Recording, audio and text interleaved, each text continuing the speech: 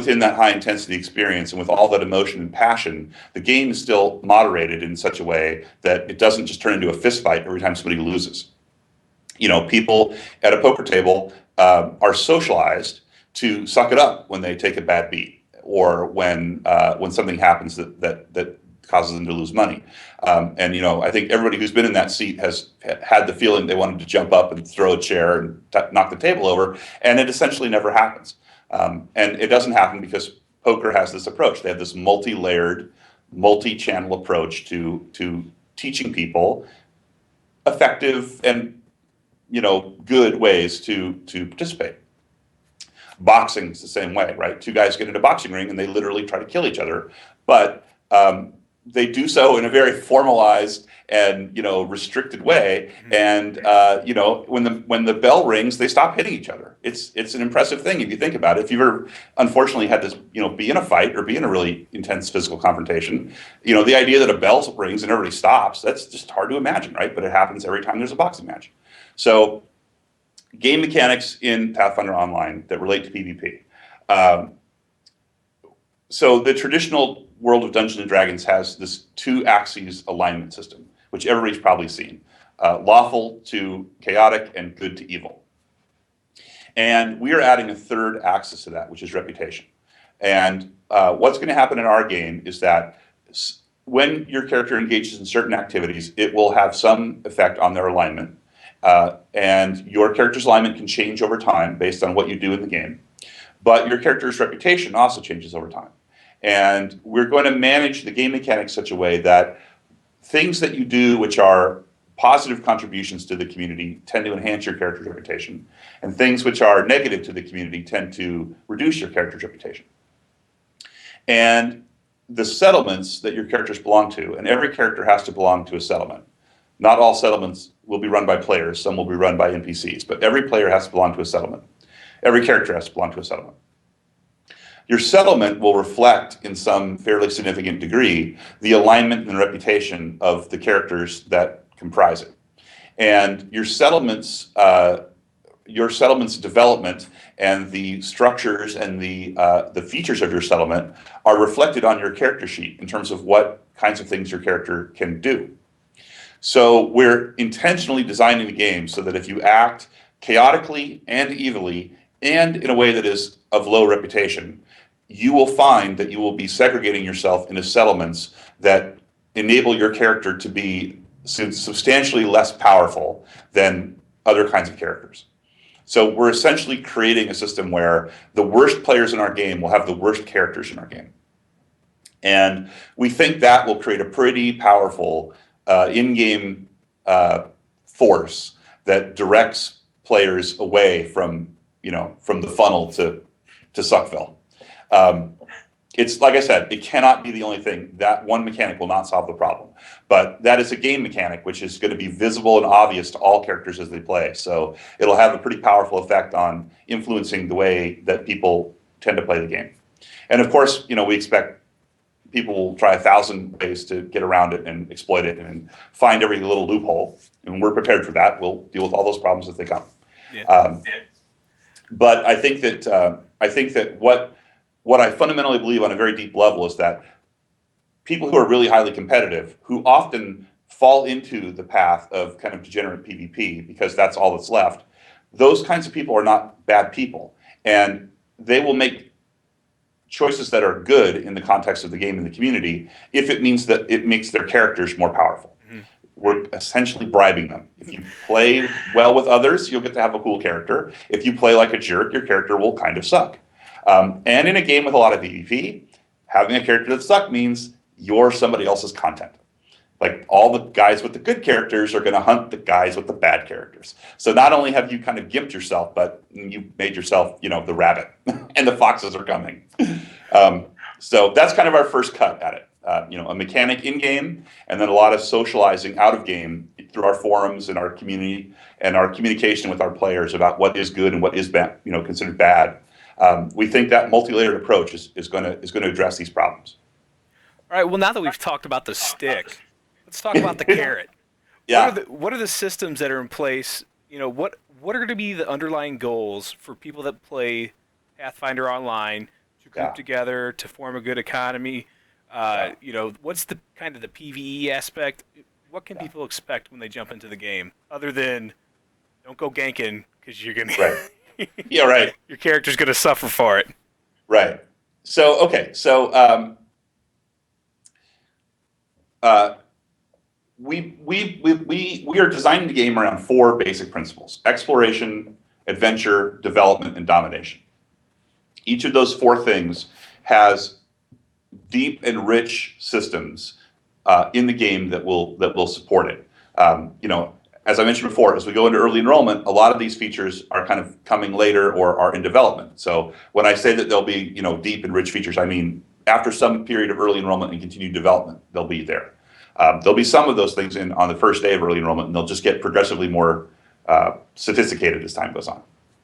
So, kind of at the heart of the development value is what I call the kingdom game. The kingdom game is that you and your friends get together and you build a settlement, and you have this experience about making choices about how your settlement develops, the kinds of features that you want to have inside your settlement, the kinds of training facilities that you want, and kind of market that you might want to have, or any of 100 variations of things that will eventually get rolled up into the business of running a settlement. And the settlements are they're involved in a vast uh, conflict for territory. It's a territorial control game. There's only a limited number of places where you can build a settlement, and so having control of that territory allows you to play the kingdom game, which implies that there will be a continuous struggle from the haves and the have-nots. So the people who want to make a settlement and are currently not able to because they don't have access to territory are going to have an incentive to band together and try and kick somebody off their ground and take that space. Um, when it comes to the development, um, well, I'm sorry, when it comes to the, settlement building in the kingdom game, it's kind of domination. It's all about territory. The development axis is all about crafting in the economy. We're going to have this really sophisticated, really deep and rich economic system. Um, Outside of maybe some starter items and some convenience things that we will sell through the cash shop, virtually every item in the game is going to be manufactured by characters, not by NPCs. When you defeat monsters in the wild, they're going to drop crafting materials. They're not going to drop, swords. Um, Or money. yeah, yeah, exactly. Right. So we Hey, got this to wolf inject some had 5 coin. gold on it. What's up with that? Yeah, right. Got to have a currency in order to have an economy. So yeah. So it's if you're interested in that kind of idea of the whole world's economy is based on player crafted stuff, we are all over that. And then that creates this whole other layer on top of the domination game, the kingdom game. In order to supply your armies, you're going to have to generate weapons and armor and consumables, and you'll have to truck resources from place to place and find markets for that stuff. And we're designing the territory of the game so that settlements cannot be economically independent. They'll all need to trade or get materials from someplace else in order to combine them together and make useful things. So there's this kind of built-in bias to marketing and trading and merchanting. And then in exploration, we have this giant seamless world. So if you're the kind of person who just likes to roam around and find every little niche of the world and explore the lore that's associated with various places and learn about the monsters and the gods and the old vanished empires and NPCs and all that stuff, we can embed that in our giant seamless server really easily. And because it will continually be getting bigger as we add more territory, there's always going to be a place for somebody to go. And they won't necessarily be the very first person there, but they could be among the first to find, the virgin land and, hike to the top of a mountain or find the middle of the swamp or whatever. And that system of exploration is pretty deeply encoded into the Pathfinder tabletop game and into the Pathfinder intellectual property. So the Pathfinder world, the world of Golarion, the guys at Paizo have published thousands and thousands of pages of material about this game, and we get to draw on all of it. So we aren't creating a whole bunch of backstory for our world because it already exists. We just get to leverage it. And finding clever ways to bring in parts of the Pathfinder intellectual property and bring it into the Pathfinder Online world, that's just really cool. if we introduce an NPC who is a member of a faction of some note within the intellectual property, and the players interact with that NPC, and they're like, oh yeah, that guy, he's from the northern area. He's been to the World Wound. He's seen the place where demonic powers are trying to invade, or he's from the jungles, and he knows he's met the Gorilla King, or whatever. Right? It's like it's so deep and so rich, and it's just endless. And we can just create and add content that reflects that world, essentially without limit. We'll never be able to reflect a tenth of what's in the property in the online game.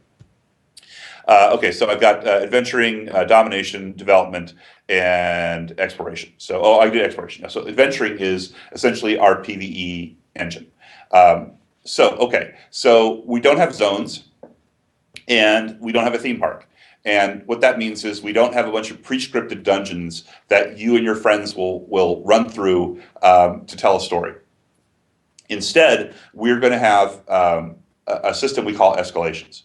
And the idea behind escalations is that we can seed the world with a certain number of encounter areas, and the players, as they interact with those encounter areas, will affect not really a storyline, but kind of a story narrative. So, a basic narrative would be goblins have shown up in the region, and if they remain unchecked, they will, over time, become more numerous and more powerful. They will attract other, humanoid species who will attempt to dominate them and increase their power levels and whatever. You get orcs and hobgoblins and ogres, and all this stuff kind of comes in.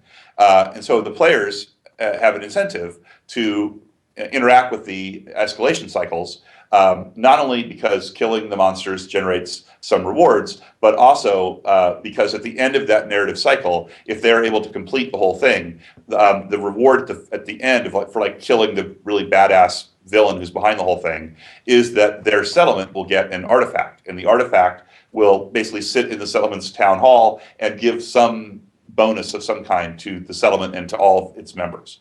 So there's this really nice kind of feedback loop, which is, hey, we got to deal with these escalations, and it's not just grinding for trivia. It's we're actually doing something long term that is going to improve our settlement, make us more powerful. So is that permanent, or is that permanent until the next escalation cycle that's part of? No, I think the plan right now is it'll be permanent. Like you'll get a trophy of some kind, and as long as you have the trophy, you get the bonus. I don't think we're really firm yet on what happens if somebody conquers your settlement, if they get to keep all your cool stuff. It may be a little bit like loot, where some of it gets destroyed and some of it can be lootable. I think we'll cross that bridge when we get to it. And the escalation system, like everything in Pathfinder Online, it starts simple and then it becomes more complicated over time through the process of crowd forging. So when we begin early enrollment, we'll have some really basic escalations that just, there's some camps of goblins and you go and you whack them. But it's a space where I think if something that the community really wants to have us work on, we can become very, very elaborate over time and have very, complicated escalation cycles where you're doing more than just going to a place on the map and killing some monsters. You might have to engage in some problem solving and some exploration, and who knows how deep that rabbit hole could go, but it could go really, really deeply. And so that's kind of our idea for adventure content is the world is full of dangerous monsters and they need to be killed. So go find them and take care of this problem. And then I will say, and I should caveat this by saying that what I'm about to tell you is in the very long term, not anywhere in the near term. But we do have this idea that once the game is past the point of being a minimum viable product and has actually built out a lot of its features, we would like to create an opportunity for players to create dungeon content. And I have this kind of idea that I call the module store. Back in the day, when you went to the store and you bought a tabletop role-playing product, if it was an adventure, it was called a module. And in a highly advanced, far future world, many years from now, it would be cool if you could go to a module store and people who had made really cool adventuring content could sell it to you, and we would split the profit with them, the way Apple splits the profit in the App Store, 30/70 or something.